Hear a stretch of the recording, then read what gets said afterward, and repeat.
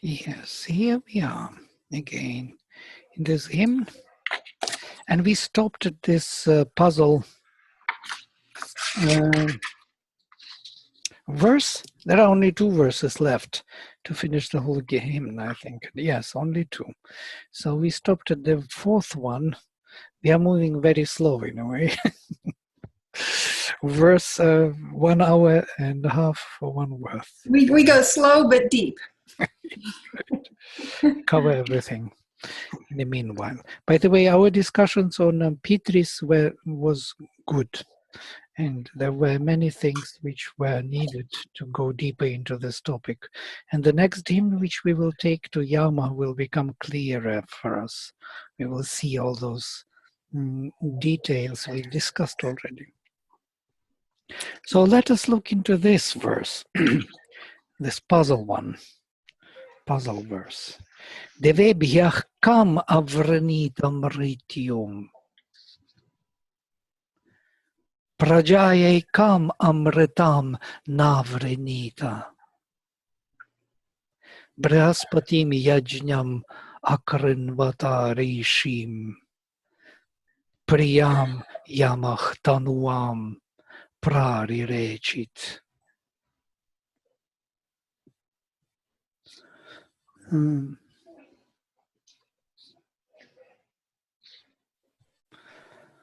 If we examine word by word, this come word has a particular sense. Here it is described. It can have a sense of indeclinable as well, yeah, or come. Yeah, or well in general, well, or akam ill, yeah, so proper, so to say. And of course, it is an emphatic particle. You can read the whole article about it. Particle placed after the word to which it belongs with all affirmative sense. Yes, well, yeah, indeed, of course, these kind of emphasis.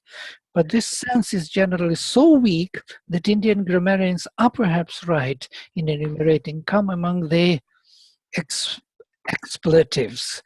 That is Expletives. That's a strong word. Right. It is often found attached to a dative case, giving to that case a stronger meaning.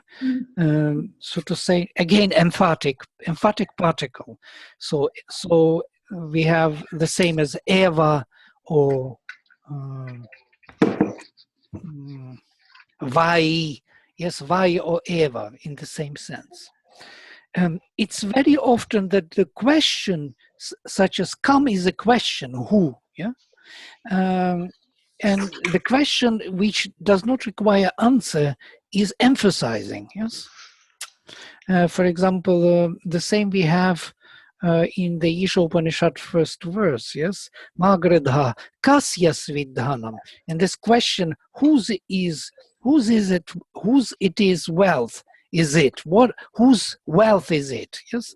And this question does not sound as a question. It sounds like some kind of puzzle to which, or the emphasis to which you don't need to answer. So, is that similar to the verse on ka? Who is yes, ka? Yes, kim kam. More of a puzzle. Ka, yes, and that's why kasya is here in the genitive case, but the same word, yeah, ka, question word. So kam is also used as an enclitic with the particles nu, su, and he. And these are nu, su, he. These are also emphatic particles to smaller particles usually. Nahi, no, yeah, no, not indeed, yeah. Or su or nu also means in the sense of a kind of let us, let's, yeah, let me see, or something. So this kind of sense. In Russian, there is the same nu. So if you read and think about this word, you will feel what it could mean, because it's here. It is essential to understand this small word. A particle of interrogation, like kad or kim, that means questioning, who, yeah, whom. In the 10th, 52-3, sometimes like kim or kad, at the beginning of compounds even, making the strange or unusual character of anything or expressing reproach. So sometimes this ku, the word ku, for example, if you say sukanya, that means good girl, yes? But if you say kukanya, that means bad girl. So this kind of lacking character of the girl. Ku means where girl, yeah? There is no girl. So that means it's kind of the character of girl, or the characteristic feature of girl is lacking. So it's a bad girl. It's kind of strange if you go deeper into the etymological sense of this ka and questioning the same. Yeah? So look at this verse again, and you will see something interesting. Devebiach, to the gods, kam avrenitam ritium. Literally, if I connect kam with mritium, it would be what death he chose for the gods. Because it is coming with mritium in the same way. And then, prajayai, what immortality he didn't choose. You see, if I translate literally, it is also very interesting meaning. Wow. So it is even deeper than translation is giving. Yes, if we translate literally, is always something more. So what death he chose for the gods, and what immortality he didn't choose for the creatures born here. So it's really sophisticated question. I'm not sure even that we are ready to answer it. Oh, wow. But you said it's not even, when you use that word, it's not even intended as a question. It's more of a puzzle, unanswered puzzle, right? Right. But when I take it literally as a question word, which is, yes, the first meaning is this. Then it is this, what I translated literally. But then there is this subtlety comes of later usage. Yes, all these subtleties have to be taken into account. So it widens the scope, and it becomes more interesting to feel the question. Yeah, because this is the question. It's not something. He, for the God's sake, chose death to be his portion. Now you see here he avoids this question. He chose not for man's good a life eternal. Wow.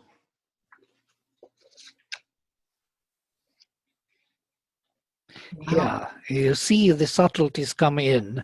And so if we can embrace these two into one kind of semantic field, we would have something very rich for us to dwell on. So what, again, I will translate it literally, what death did he choose for the gods? And what immortality he didn't choose for the man, for creatures born here. So it is close to this meaning, you know. If you think deeper, you will find that it is very close. What immortality didn't he choose for the creatures, for man? He chose not for man's good a life eternal. What life eternal he didn't choose? What kind of eternal life he didn't choose for man? And what kind of death he chose for the gods? Wow. So for the gods he chose the mortal state, that they had to come down into this mortal state and do something with it. And for the creatures born here, he didn't choose or didn't allow immortality. But again, notice this for can be for them or can be for their sake. Yeah. That means if for their sake, then he didn't choose it for himself. Yeah, he didn't choose his own immortality for the sake of the creatures, and he chose his mortality for the sake of the gods. Well, so Say that last part again. He chose immortality. He didn't choose immortality for the sake of the creatures. He stayed mortal. He didn't choose immortality for the sake of the creatures. So he chose to become nature. He didn't want to become totally immortal at the beginning, because then there will be no creatures possible. If the mortality would... or no sacrifice, even more important. Yeah, well, it's the same. Creatures are the product of the sacrifice. So there will be no mortal life, and that's why there would be no embodiment in the material life of the spirit.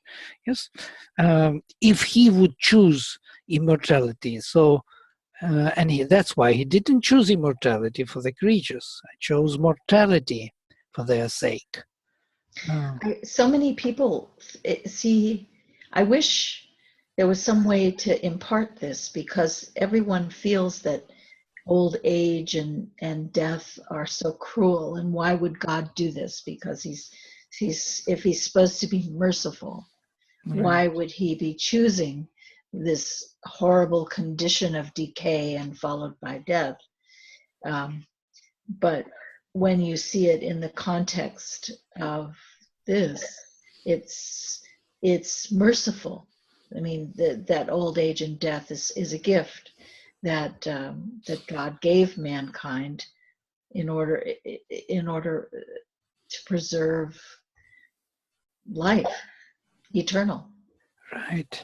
Well, and even maybe more personal, it's the choice we chose, right? Exactly. We, as Yama being the soul, it's Right. the choice that our soul elected to take. So it's our own doings. Very good, very good. So he means we didn't choose immortality for the sake of being born. Yeah, for the sake of being born here, we didn't choose immortality. Yeah. Yes. Wonderful, wonderful. And for the sake of, so to say, for the gods, for our loftier powers of consciousness, we chose death here. Loftier powers of consciousness to be engaged, we chose death. If we would choose immortality, we would not have gods, you see. Neither gods nor creatures nor prajas we would have. If we would choose immortality, we would never come to this world. And Aitareya beautifully describes how the spirit got embodied in the matter, in the material form.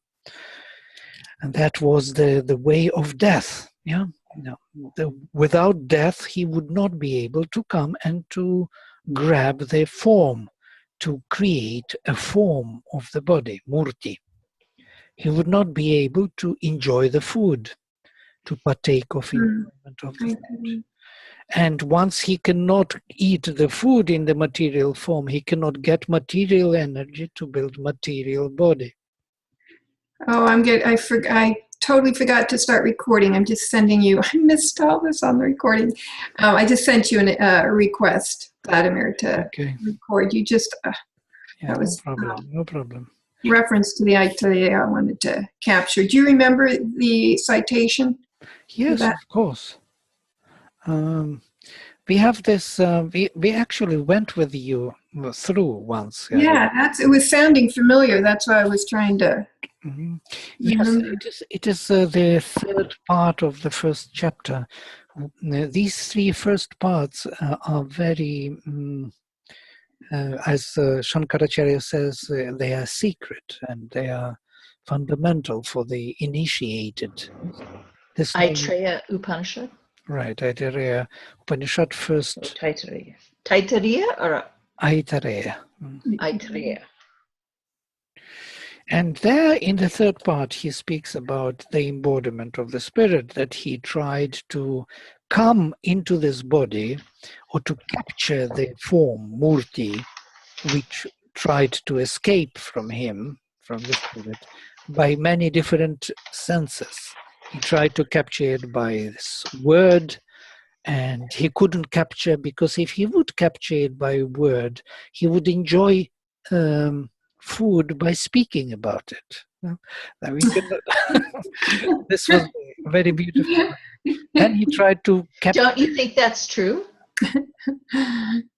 Here we are, the very expression of that. Yes, and then by breathing in, then by sight, and the same argument. If he could catch it by sight, there by looking at food, he would enjoy it already. And by hearing, he couldn't catch it, and by touch, he couldn't catch it. He couldn't catch it by manas, by thinking about food, because we would be already fed by thinking only of food. And then he couldn't catch it even by a procreatory organ. I don't know how he tried to do it. Don't go there. I don't go there, but it was funny to think that tried, but didn't Well, work. all of the entire movie industry is testament to that. Yeah, and then he finally tried to catch it by breathing out, apana, which comes from navel. And by breathing out, and from navel comes apana, and from apana death. Death is coming from our navel. By that he could catch it. So it is by death that the form and the food can be caught by the spirit. Wow, just think about it. What the meaning of death is there. That's the embodiment of the spirit in the material form. And here there is this question comes very relevant to the same topic, yes? Why he didn't choose immortality for the creatures, yeah?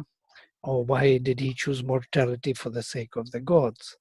Because only thus the gods can come, all the gods, all the devatas, all the senses can embody in the physical frame. So when it's saying he chose death, the way Griffith is translating and the way I hear you saying that first part seems to be a little different. So he chose mortality for the gods. Yes. I don't get that though. For the sake of the gods. He chose, okay. Yeah, he chose the mortality for the sake of the gods, because only thus they can come into the murti and embody into the body. So it's not the gods are mortal, but he chose our mortality for the sake of the gods, so that they could experience. Yeah, okay.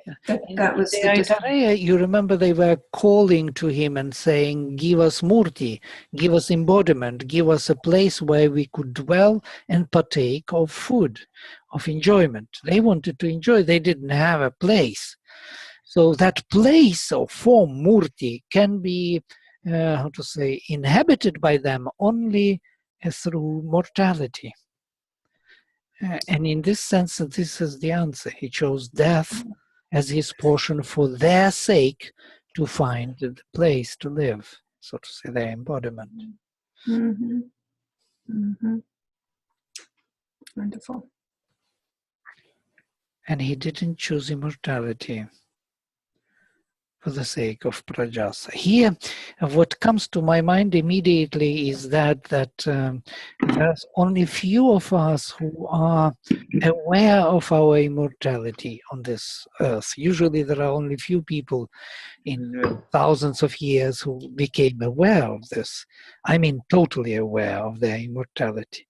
And I was thinking, why is that so difficult for us to get to this, mukti or moksha state where we could be finally liberated from the nature?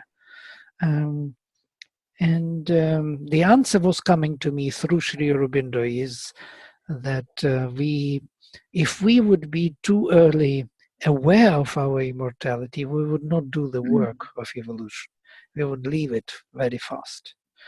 And because who wants to stay here in this painful and dark place if you have a full light and freedom and joy and ananda, infinite, of course everybody will jump out of it, of this kind of, and go there. And here maybe partially this is implied, so he chose not. But don't you think the same person that would realize that the immortality would also realize our purpose for being mortal? Right, and about this, Ramakrishna is saying, yes, about Ishvara Koti and Jivan Koti. So there are two different types of the souls. Ishvara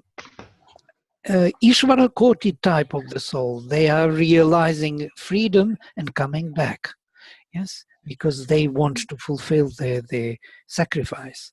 But many of us, if we would be touched by that infinite, eternal Ananda, we would not be able to really go back. It is, you would not even conceive of it.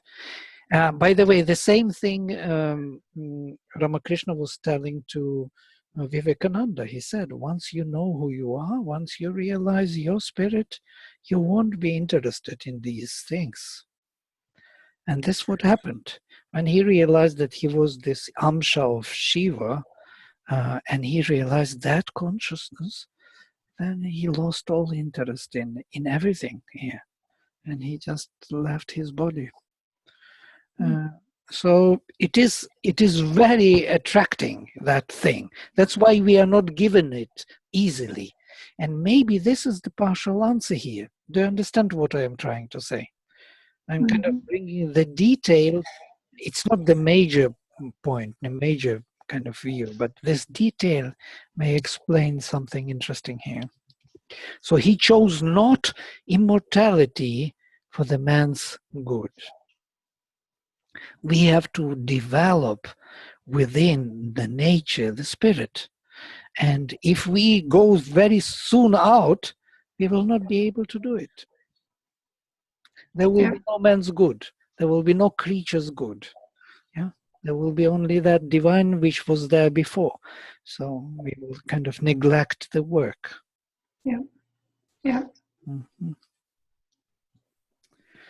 Is there, if I could ask just a question, it's kind of connected and kind of not, but I'm curious, is there, according to the Veda, the Rig Veda, or according to Sri Aurobindo, is there, at the point that the soul no longer comes back to embodied life for whatever reason, let's just say it's done all its work, or well, I guess it's never quite done, but for whatever reason it doesn't. Is there ever a point in time where the unembodied souls merge into a universal? Yes, that's the big question, and it is asked many times. Sri Aurobindo was avoiding answering this question. Of course, there is everything is our capacity. We can merge and dissolve, so to say, ourselves. But is it final? Is it really final? Which means that out of this there will be no coming back. And this is a big question. And Sri Aurobindo says he doesn't believe that it is final because of this decision which was made by all of us, by group soul, by the divine, universal divine, to do this work of the sacrifice. So suppose you get your freedom and you dissolve yourself in that universal divine, or that transcendental, and then from there the decision comes to do the sacrifice. So you will again be engaged. You understand? Then you come back as an Aurobindo or maybe you come back again from the beginning, from starting from zero. But you will do the same thing and the same thing, not necessarily fully aware of it, but because the decision is within the divine to embody itself. So we are his sparks. We're just following his decision as our own. Yeah? There was this Kiri Joshi I was telling you before, you remember, who was telling the story to the kids in the school about this, exactly this, that our souls signed the contract with the divine. So in the contract there was that we will come down into this inconscient and build for the divine the place to live. This is our contract. But in that contract there was one paragraph which says that once we sign the contract, we will forget about it. So that's what we did. We signed the contract and forgot totally what we are doing. But until his place is ready for him to embody here, our work is not finished. So it's a big question whether somebody will be given freedom from this work, yes, before. It's a I'm not sure if one can even answer this. Most probably some souls can be given this freedom. I am not sure. But how can we really be free from this contract? Right, right. It's part of the law of the universe. Right. Otherwise, universe would not come into existence. How and why? And universe itself is a very strange place. It's kind of this physicality is infinite also. It's really difficult to believe even physical, which is determined by the finite existence. We are finite in our form. Our Earth is finite. Our solar system is finite. That it is also infinite. It's kind of mind-boggling. Yeah, really. All right, and here the second line, Brahaspatim yajñam akrinvatarishim, and they again. Who are they? It's kind of interesting here, because in the first it was he made, and here they made. They sacrificed, they made Brahaspati the sacrifice. And Yama delivered up his dear body, Priyam Tanuvam Yamah Pra Rireshit. What was for me striking here that Brahaspati is the sacrifice. In the later Brahmanic literature, we find that Vayu, Pavamana, is sacrifice, that which unites heaven and earth. Yeah, we were talking about this quite a bit, yes, that Antariksha is the place of the sacrifice. Here is Brahaspati. And Brahaspati is the same in the middle, which unites the heaven and earth, but it is a divine power, not Vayu. It's deeper. And in that sense, it is kind of interesting that they follow the same vision, but more really in a divine way. Well, I mean, Vayu carries the divine word of Brihaspati, so there's a really close connection still to both of them. Right. It is that breath which formulates first the word. It is understood that the Vayu is first tasting Soma, or tasting the divine. Utters the word. So are they the gods? The gods sacrificed Brihaspati, and Yama in return surrendered his body? And yes, vacated his body, or delivered up. Prarirechet means made vacant, made empty his body. And this is something just to think of, his dear body. Something more is said. I was writing here before.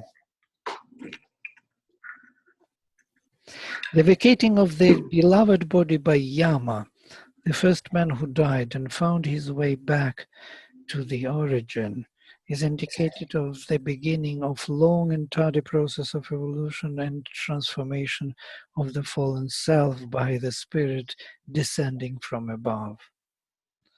Yeah, this he delivered up his body or made it vacant, emptied it, means that he left his body. Yeah. So that's why he was the primordial Petri, because he was the first one to do that. Exactly, who died.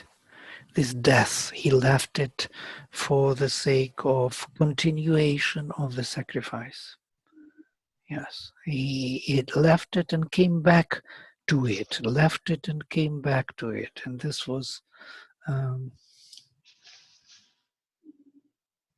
it can also indicate the beginning of creation, where the spirit creates a gap between his own being, which is to be constantly filled by the sacrifice from below and from above. Havirdhane. So when you say there, whoops, back. Let me just get you guys out of the way here a second. Brihaspati, they made their sacrifice, the rishi, and Yama left his dear body empty. So they both made an agreement. You're right. I mean, the gods in return, when Yama agreed that we would not be immortal, the gods sacrificed Brihaspati. Their sacrifice was Brihaspati, the rishi. So I'm not quite sure what that means. It's as if there's a bargaining going on, or a trade that's going on between the gods and Yama. Maybe I'm just reading too much into it. No, very good, very good. We have to understand this. It's not, it's not coming totally. There are four different actors here. Yes, we have gods, for whose sake the immortality was taken, so to say, by him, and there are creatures, that our physical being, which is for whose sake the immortality was not taken. And there is Brihaspati, who became the sacrifice, the rishi, the word, the intention of consciousness became the target or the point of the transformation, the very force of the transformation.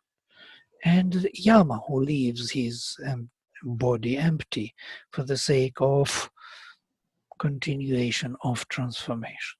So it's something like the time was born, all these four create a time scale, because I'm speaking intuitively now, not logically. The time itself as a continuation of something, or stretching of the body, tanoti, tanute, when they... The portion. Right, the portion, the time as a stretch of the body in time is exactly the sacrifice. It cannot be done without the intention of Brihaspati, and it cannot be done without these two conditionings done before. So for the sake of the god's mortality, and for the sake of the mortal beings not to take immortality. Look, for both of them not to take immortality, to take mortality for both of them, and to make the rishi, the Brihaspati, who is the infinite Lord within the heart, to make a sacrifice, to bring his intentions to work here, into mortality again. And Yama, that's how Yama became mortal and left his body. You see, we have three mortalities before the fourth one can be effectuated. Otherwise, how could he leave his body? the one whose body is a part of him. So there had to be something done. And I So think the three mortalities are one of the gods who accepted immortality. That's who accepted mortality. immortality. They Mortality. accepted Mortality. the gods. Yeah, they all accepted mortality. Look. Yeah, chose death for God's sake. Yeah, he chose death for the God's sake. And he didn't choose immortality for the man's good. So he chose twice death. It's not visible, yeah, when we read first time. Okay, yeah, I'm not because the gods are stuck in their immortality. I mean, they are there having chosen immortality. The gods. It's not so. According to this verse, he chose Mrityu for their sake, because they were, if we read Aitareya, we will see that they lost their habitat, and they needed habitat, and for that sake, they had to embody themselves into the material form, into the material Purusha, and he did it by death. It cannot be done otherwise. The immortal powers would not come into the physical frame without death. The body has to die, and the body has to become mortal. Before we had immortal body. But not, man didn't have immortal body ever. Yes. But for the sake of man, he didn't choose immortality either. So he chose this kind of non-immortality. It's also an interesting word, rather than mortality. Yes, he didn't choose immortality. But the gods have immortality. Yes, but they don't have a habitat. But they don't have habitat, right? They don't have a habitat. We have the habitat and no immortality. Right. Exactly. We have habitat, no immortality. Gods have immortality, no habitat. And here we made a compromise, and even more, one more, that Brihaspati himself, the Lord within the ocean heart, became our sacrifice, was made a sacrifice. And when they say Akrinvata, I think that not the gods, but they is better. That means gods and man together. Gods and men sacrifice Brihaspati? I don't know if that makes sense. Right. The creatures here who are engaged and the creatures who are getting engaged, yes, both of them are doing the sacrifice. And it's well described in the Gita, by the way, where Sri Krishna says in the 3rd chapter about it. I can even look into it. I have chapter 4. 3, I think. Let me see. Maybe 4. No, 3 most probably. Karma Yoga as the sacrifice, yes. Yes, 3rd chapter, Parasparam, yeah. Sahayajñah prajah srishtva, together with Yajna, having created all these creatures, prajas, Purovacha Prajapati, Prajapati spoke his first word. Yeah. Anena prasavishyadvam, by that sacrifice you grow. Yeah, you support each other. That's chapter 3:3. It is 3:10, 11, 12. These 3 verses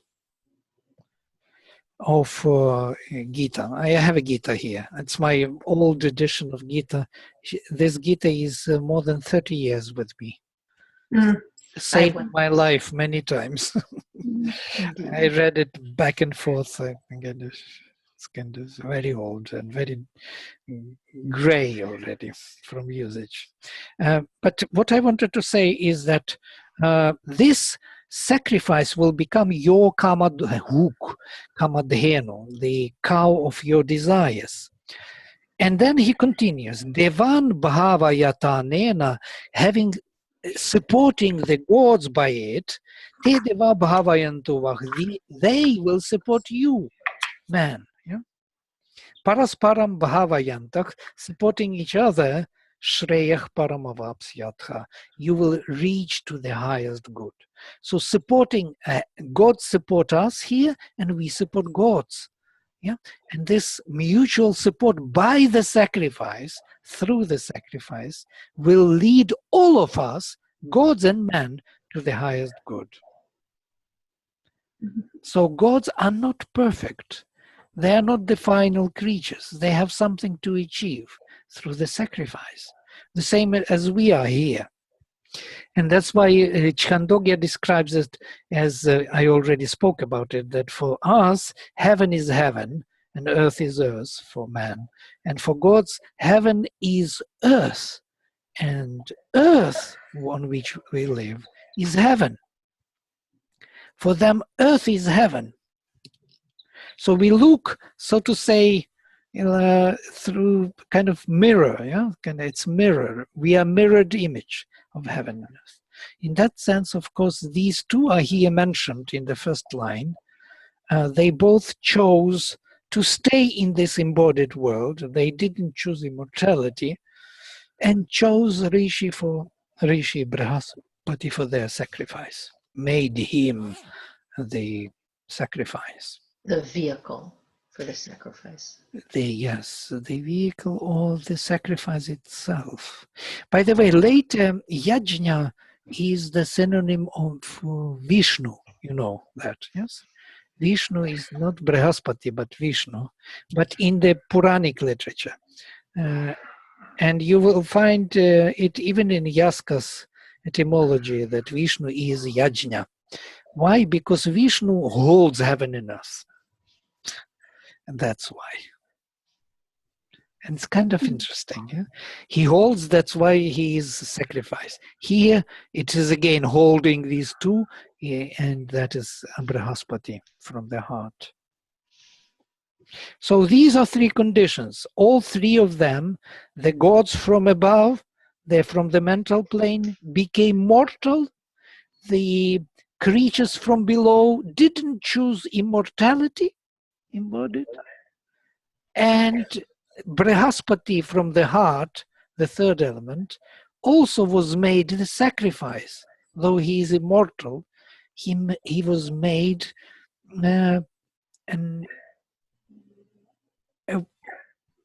how to put it?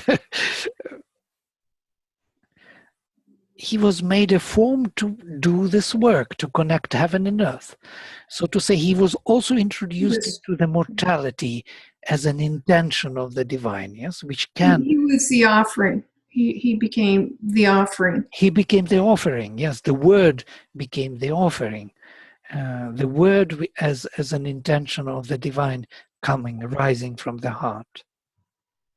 And once these three were made, Yama has left his beloved body. Mm-hmm. There was a split. So the time started to work out this embodiment of Yama in the body. Wow. So there's some dynamism here. Incredible.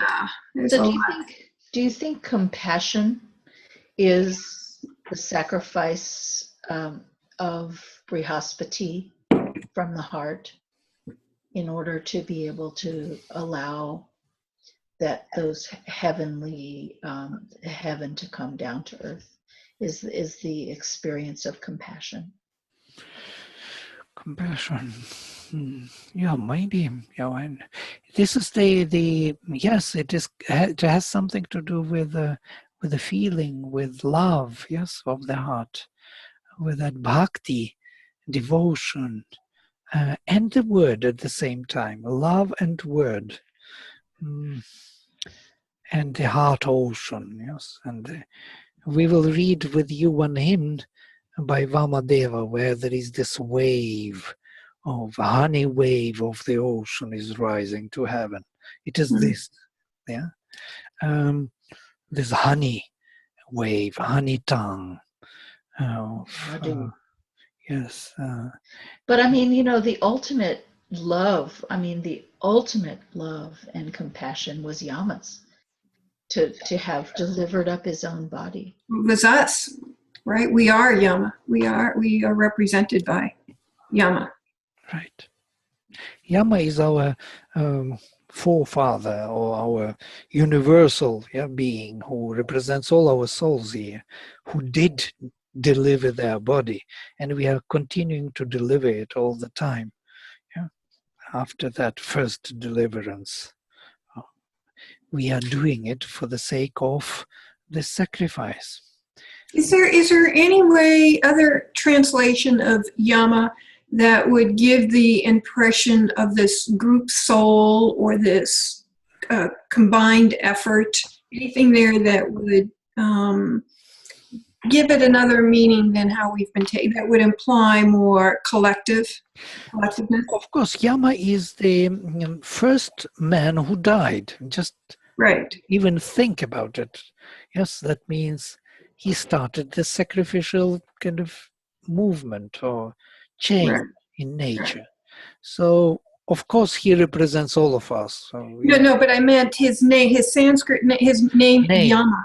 If you were to look at the varied meanings of the root of Yama or whatever, is there anything there that would imply this collective consent or collective agreement? Is there anything deeper to his name based on, its Sanskrit origin? Right. Yama means also twin. Yeah. Let me look into the dictionary. It may give us some ideas.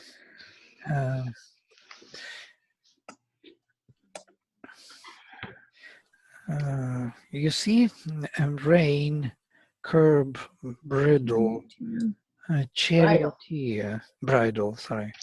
The act of checking and curbing, suppression, restrain. So it is like yam root is to control, to restrain, to hold on, to self-control, self-restrain. Okay, so maybe not. Yama niyama from here, and then Yama twin born, forming a pair. Well, twin has something to do with this question, what you're asking. So there is our double soul.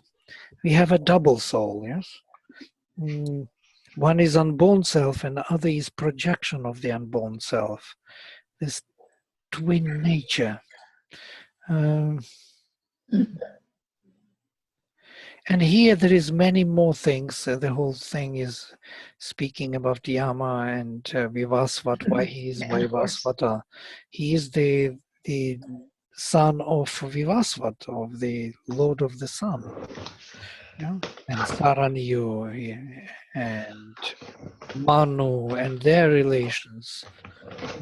There is something more to it. This vision is very sophisticated and beautiful. We can go deeper into it. In the next hymn, we will go into Yama himself. He will be talking from his own kind of, and maybe there we will find all these details which we want. Okay. But I have no thoughts more than. This is so beautiful. I just didn't go farther with this, though I always had this question. And the first question was for me, why Sri Aurobindo in his Savitri didn't use Yama name, He was using the Lord of Death separately from Yama. And that was my discovery many years back, yes, that Yama... Who is the Lord of Death separate from Yama? Yes, there is definitely a different Lord of Death than Yama. Yama is not the Lord of Death. He is the Lord of Life, of our soul. But he had to leave the body. Once he left the body, the death took place. So the death is not he who killed the body. But there was all that... Mrityu. Yes, Mrityu is there before Yama left his body, So what is interesting in this verse, we can clearly see that he chose Mrityu for the gods, Mhm. and he Yeah. chose not no Mrityu for the creatures. So he left them mortal, and he chose Brihaspati even for the sacrifice here as his intention from the heart. So this choosing death was not done by Yama, and Yama left his body. So Yama is our soul who left his body, and not the Lord of Death. That's why Sri Aurobindo never used this word in Savitri, this name for the Lord of Death. He uses Savitri, Satyavan, Dyumatsena, Ashwapati, all the names, except this one. But Yama is the one who comes, who man experiences as the accompanier of the soul at Right, death. So he's not exactly. he's not the creator of the death, but he's the companion, or the companion of death. He is not a companion of death. He is the caretaker of the soul. Yeah? So he sends his messengers to help the soul to find a way to the place where it came from, to rest there, to reconsider what was done, and to engage again. So in that sense, he is not the killer of the body, but rather savior of the soul. Yes? You know, one of the definitions of Yama back there was charioteer. So he's a charioteer of the soul. The soul leaves the body. He's the driver, the charioteer to the place of rest. Yeah, because of control of the force. Yes, he controls it. The reins. Brilliant. Yeah. Mm-hmm. So Mrityu, so the Lord of Death then is the Lord of Death the one who decides, or who the Lord of Death is the part of us that decides when and where and the circumstances and what the deservability is of the body in terms of how it creates its termination, its death. If that's not Yama who's doing that. Right. The Lord of Death is, Would seem to be our physicality. You know, we are both the Lord of Death and the Lord of Life, right? As embodied self and is in soul. Because the body dies. I mean, so you could say that it is the Lord of its own death. Except that there's some orderliness to it, or otherwise, it wouldn't. Well, the soul, the But life. it's in the Jyotish. It's in the, it's part of. It's the portion. There's so much conversation all the time, with Syria and everything. Why is it that somebody would live to 100, and why is it that somebody would die a child?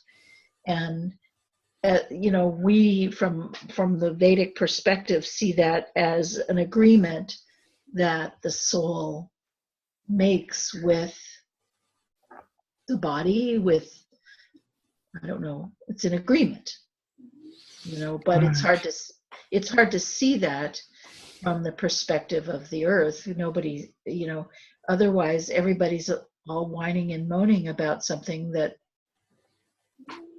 shouldn't be whined about because it's something that has been chosen. right.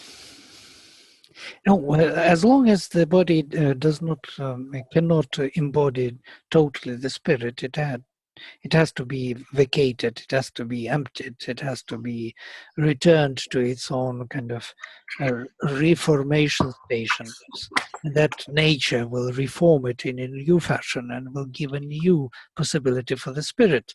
And in that sense, it has to be left, because if we are stuck to it, we will not develop it. So we will have to develop it dynamically, and in that sense, the death is the creator of life, in matter. There is no other instrument was found. This was the instrument of embodiment of the spirit in matter and development, and the sacrifice. Sacrifice was inevitable, immediate after this, yes? Because the sacrifice is the coming of the spirit into the mortal form and holding on to it until it is ready. Yes, so in that sense there is no contradiction. But the question is, of course, profound. I have some uncle who is now in a nursing home. He is 89, and we visited him, and he is in the conditions of one leg is there already in that world, and one leg is here in this world. So he is kind of in between worlds, and completely talking about something totally off the real world, you know. He sees already creatures, they come to him, he talks to them, and they have some relations, some are laughing and scared, and so on, and tells us about them. Everybody thinks that he is dement, but truly speaking, he is not. There is something else going on with this. And I'm looking at him and thinking about myself, what is waiting for me in the future? Will I go to this kind of confusion state where these worlds are no more clear? And this body cannot sustain. You can see that it is falling apart. The body will not go on. It cannot be recharged, rebuilt in another fashion than to be reborn again as a child. From fresh start, from the beginning of life. And this spirit will come and take a child's body. Can you imagine what kind of opportunities are there to be child again and start again? It's beautiful. There's nothing wrong about it. Go to high school again. Oh, no. No, there will be better high schools. I hope so. Yeah, there will be, definitely. Always better. Always better, that's for sure. But I mean, who is the Lord of Death? Who, if it's not Yama? I understand Yama better now. I think I do. And it makes me love Yama even more that he gave up his precious dear body. But so who is the Lord of Death then, if it's not Yama? Right. Who is the one that makes the decisions? Who is the embodiment of our decisions about mortality itself?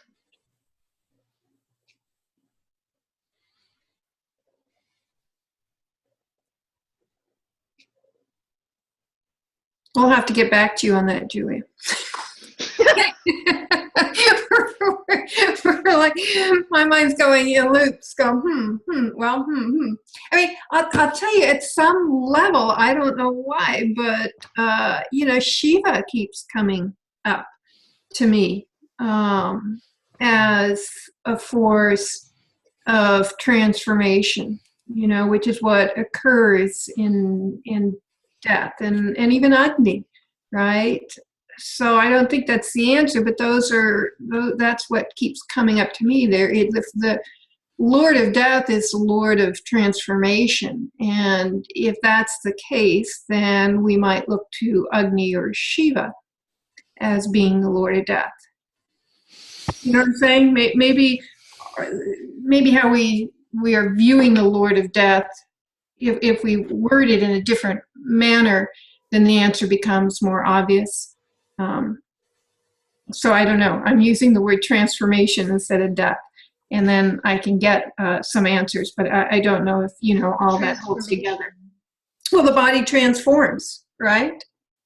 The body transforms into something living and breathing and existing to ashes. That's the biggest. That's a pretty big transformation for the body. That is. But the body's the transformation is what is like immunity also. And it's like all transformation is something rebuilding, as Vladimir said earlier. I mean, it's something wearing out and something rebuilding itself. Right. But if the body, the physical body leaves, right, it goes to ashes and a new body comes in. So I don't know, Julie. I'm just telling you what what comes to my mind. It's a good question. I don't have the answer, but it just, Nachiketas asked the same question to Yama, yes? Tell me the secret of death. And Yama said, you want to know something nobody can know, you want to know something even gods do not know. It's a secret which is, and it's interesting that he asked Yama to tell him the secret of death. Not as death, he asked. Nachiketas. Yes, and there is this we will take when we will take next hymn, especially this Nachiketas story from the Katha Upanishad, and also we will take one more Brihadaranyaka myth, where the Atman at the beginning was death, because it is the self itself is death. Yes. It's the God, the highest, the supreme. That's why he has no name, That's why it's he's not a personality as Yama or anybody else here who would be named as Lord of Death. In Sri Aurobindo Savitri, he is the Lord of Death, the voice, which it's interesting when he fulfills all the boons to Savitri, changes and becomes the Lord of God, the voice of God, sorry. The voice of God, the same voice which was the voice of the Lord of Death, now sounds as the voice of the Lord, without any transition, without any clarification. And that was very puzzling always. And I thought about it all my life, how this transition took place from the Lord of Death to the voice of the Lord. But because it is him, Atman, self, who took this particular position to embody himself through death. It's Purusha, actually. Purusha in his aspect of, or his naval force of Apana, who becomes death, and by that he embodies himself, speaking philosophically. But of course, we want to know the name of the God who does it for us. There is no such God separate. Yeah, it's engaged in all this process of the self. That's why Mrityu is mentioned here in this way, that he chose death as if it was there waiting, something. That means he chose the state of mortality. Okay, and let us look into the last one. Saptaksharanti shishave marutvate pitre putraso api avivatan ritam. Wait a minute. Putraso apyavivatan ritam.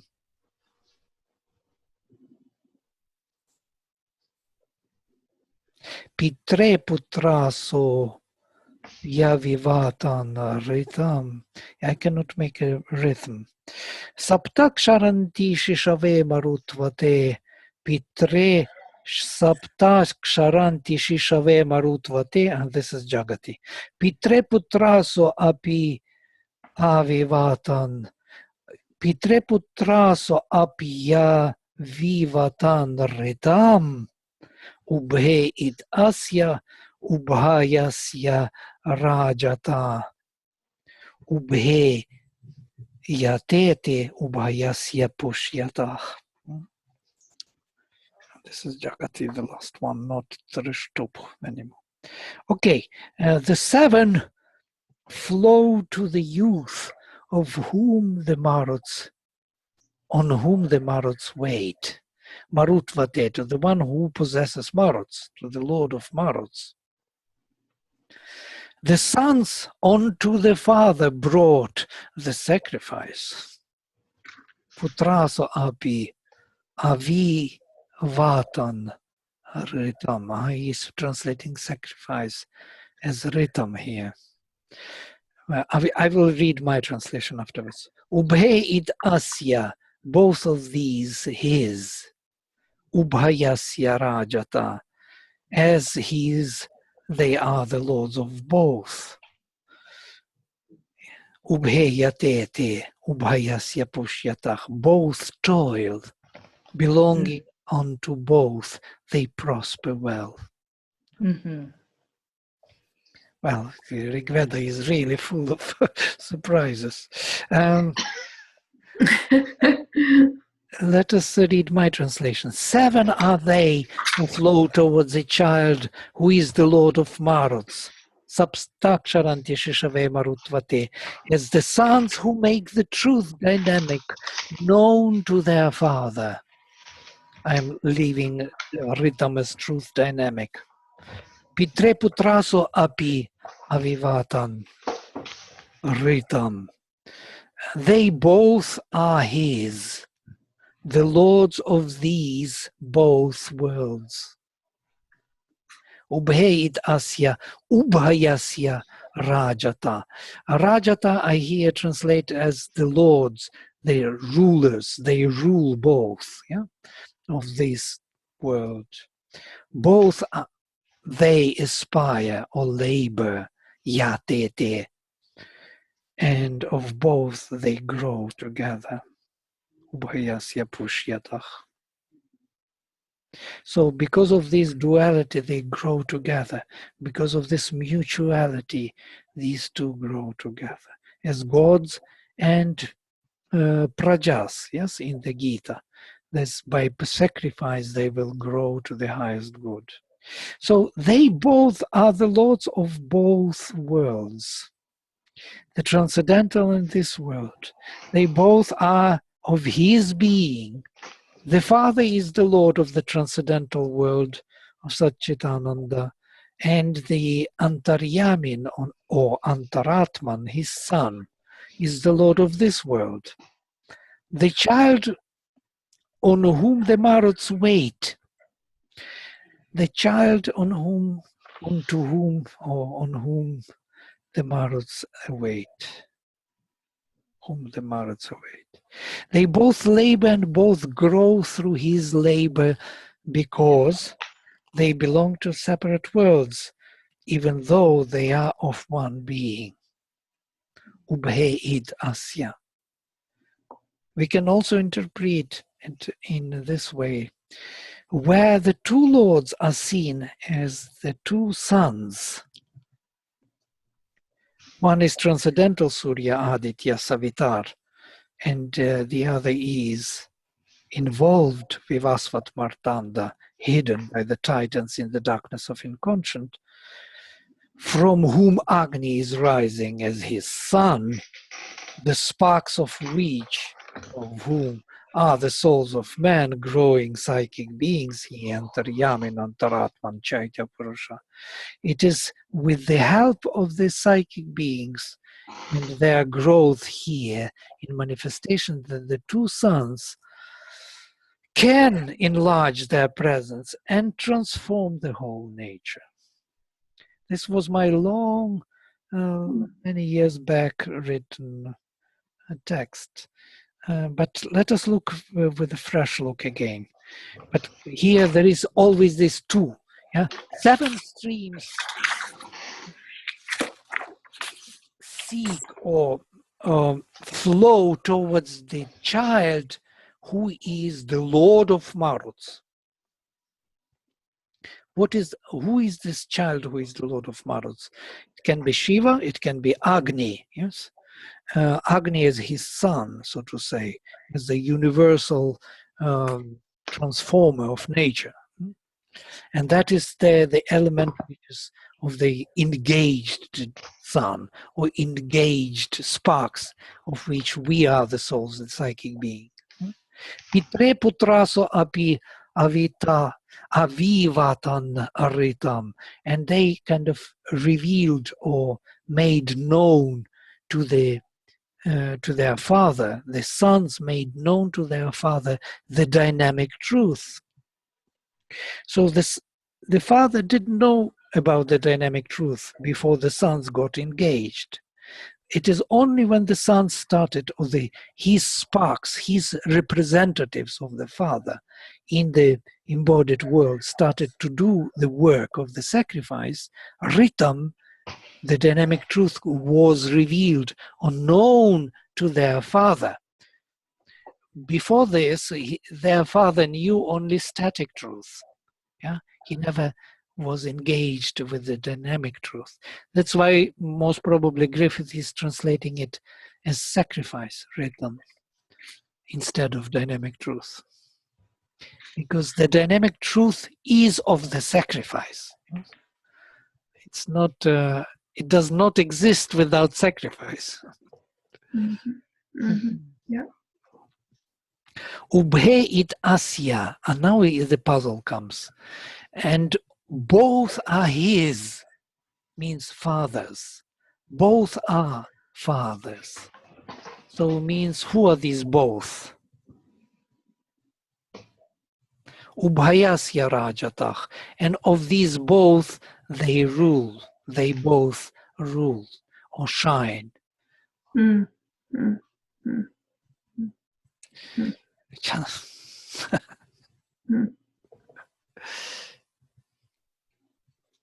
Or actually Rajata can be even translated that he shines. Wait a minute.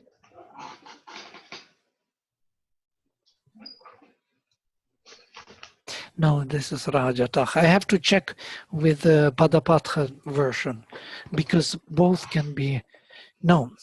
Otherwise there would be Sandhi. Or maybe Sandhi could be also dropped. Okay, both rule and both are his. These two rulers, these Havirdhana, because this is about two Havirdhanas, two foundations of the sacrifice, of the offering, from above and from below. Both rule and both are his. Both represent him alone. Yes, these two sons are actually one son. That's what it says. Mm-hmm. Mm-hmm. Id asya, yeah, of his own. Ubheyatete, both aspire towards one another, towards each other. Ubhayasya pushyatach. And of these both, they both grow. Because of this duality, yeah, they both increase. Mm. So this is kind of a very puzzling statement. But what I like here, and we didn't discuss this, seven flows, seven streams flow towards the youth, towards the child. The child meaning the embodiment. The embodiment of the spirit, yes, of the Lord. It is he, the psychic being, the one, the prince who is growing within the manifestation. All these seven flow towards him. These seven are actually the forces or the levels of consciousness of the Father. I was going to say that. Yeah. 7 states of consciousness. Yes, and they represent the Father. Now they flow towards him, towards the Son. They want to be his now. They want the Son to be as his Father here in the embodied state.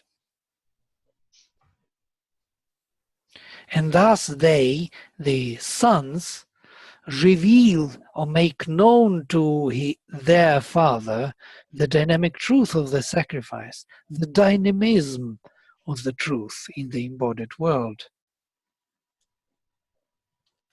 And both these are his.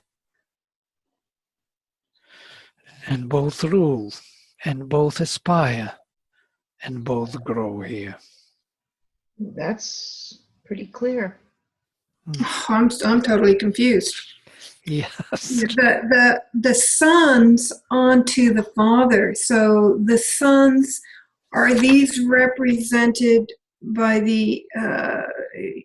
so I get two things. One, it can be, the youth, the souls, the individual souls, which are a projection of the Father, or it could somehow be the Maruts, which is already in plural in the sentence before. So I didn't think about Marus. about all of these, actually. I'm sorry, I didn't hear what you said, Vladimir.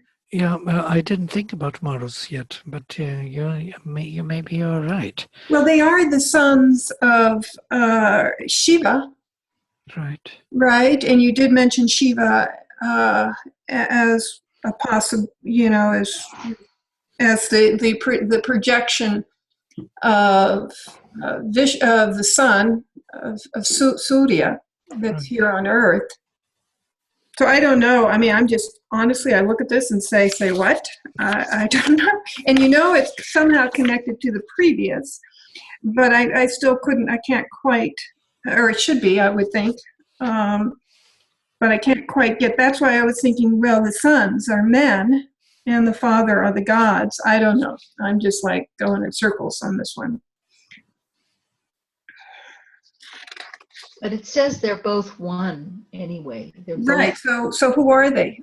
Is it, as Vladimir is saying on the other side, that it's Surya and then Vaivasvat? Who? Yes, Havirdhane's Surya and Vivasvat, yes, or in our later thinking, Vishnu and Shiva, yes, Shiva is engaged and Vishnu is unengaged. But they will be activities of these engaged and unengaged sun, yes, who is one. They are of of the Supreme, both. This division on this father and son, or they engaged and unengaged, or is... Well, why is it plural, sons? That's what made me think, well, the individualized souls, or the Maruts. Why? They could have just said, the son of the father. Right. Why it is the son, not one, Sons. the only son of God. Yeah? Right. There are many of them. This is actually that which gives us that the Son is present in every one of us, yes? As the soul, right? Right. And there are many souls, there are many psychic beings, and because of that, most probably is the plural. But the universal soul is one, for all of us, and that is the Father. So to the universals, or to the transcendental soul, the Supreme, they reveal or they make known the dynamism of the truth here, because there are many. So it can be dynamically viewed, dynamically approached. They represent the Father in their very nature. They are the Father, sons, yes? But in embodied state, and that's how the Father knows about the dynamism, the dynamic truth. Mm-hmm. Mm-hmm. Mm-hmm. So these are the yamas. The sons are Yama. Yama's the son, i.e., all of us, the souls, are the son, the Father. Yes, well, maybe if we look at Yama as one of us, yes, or our group soul, or our group intention, or then of course he is Yama, yes, Putra, and he is Putra of the sun. He is Vaivasvata, yes, he is the son of the. Right. Who is the Lord? And what is interesting that this Havirdhane is dual. He has two foundations of the sacrifice, or two sons, and they are of one father. And this is something puzzling but interesting to have. And both of them aspire towards one another. Both of them rule, and both of them grow. Not only the physicality not only nature grows here, but also the soul is growing and developing. So both of them grow, yes, and because of them, because of the sacrifice. So the prajas and devas will be growing. The powers of consciousness coming from above, powers of the being coming from below will grow by the sacrifice. Mhm. And what was the 7 again? Explain the your notion of the Yes, 7. 7 streams, these 7 rivers, of which 3 we were talking about. Yes, that is Saraswati, Ila, Saraswati, and Mahi. And 4 of them are not mentioned, but they are there. So these 7 streams of the transcendental consciousness and power, they are representing the universal or transcendental divine, the Father. Now they stream towards the embodied being, towards the child who is born here as representative of the Father, as his son. And that is interesting. So they will, how to say, reconsider, they will see the supreme in the child, and they will serve him to the extent that he will become the Lord. Mhm. The soul which is growing here will become the king, the supreme, because these 7 streams are serving him, flowing towards him as their Lord. And this is something I didn't think about before, but it is exactly that reconsideration. What will happen to the embodied soul, to the Antaratman? Is he here just a mistake or some kind of, fancy of the Lord, that he will be just engaged for a while and then he drops it, the idea, and comes back to himself? Or it is something more fundamental, that he wanted to become many. And in that sense, these embodied beings of his should have all the powers he has.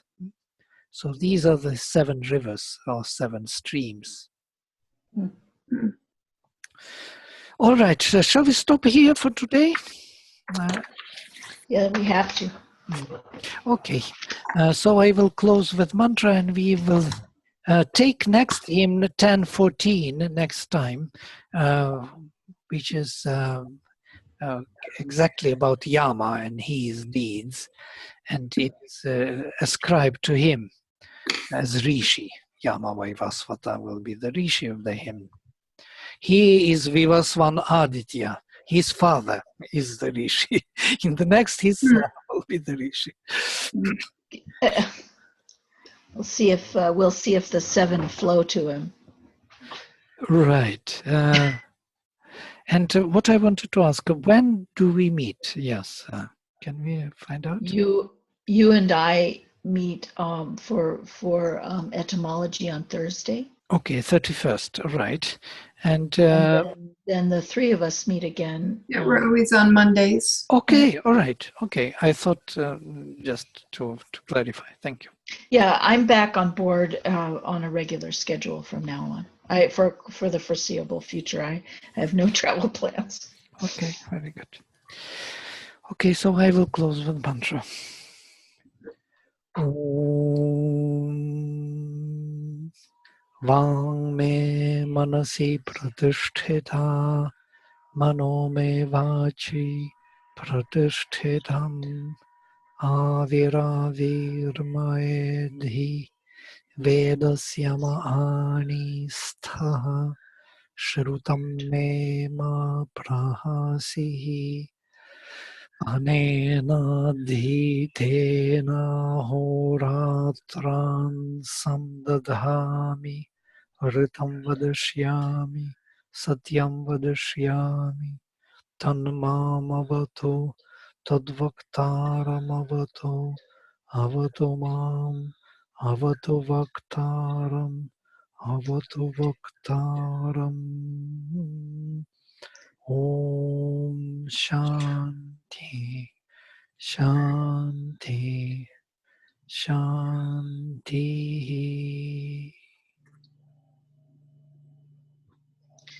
So Vladimir, this recording is going to be on the YouTube channel today sometime? Yes, I will make it immediately available.